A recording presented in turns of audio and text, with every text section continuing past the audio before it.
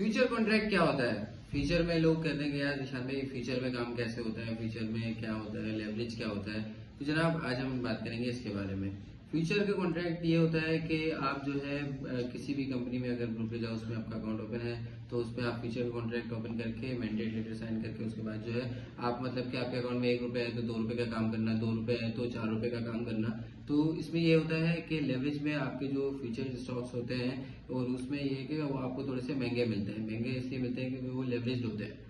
तो जनाब देखिए इसमें ये होता है कि लेवरेज में अगर आप काम करते हैं तो फिर उसमें अगर आपका 2 रुपए आप 4 रुपए का काम करते हैं तो उसमें जाहिर सी बात है आपका जो है रिस्क बढ़ जाता है। और जब आपका रिस्क बढ़ जाता है तो फिर उसमें जो है आपका नफा भी उसी हिसाब से होता है और नुकसान भी उसी हिसाब से होता है। और स्टॉक मास्टर्स जो है कभी भी अपने क्लाइंट्स को जो है ये लेवरेज रिकमेंड नहीं करती और अल्हम्दुलिल्लाह हम जो है अल्हम्दुलिल्लाह 100% कैश पे काम करते हैं। और जनाब अगर आप स्टॉक मास्टर्स के साथ आपने अभी तक अपना अकाउंट नहीं ओपन किया तो आज स्टॉक मास्टर्स के साथ अपना अकाउंट ओपन करें एंड हमारे क्लाइंट्स के साथ प्रॉफिट्स बनाएं। Thank you.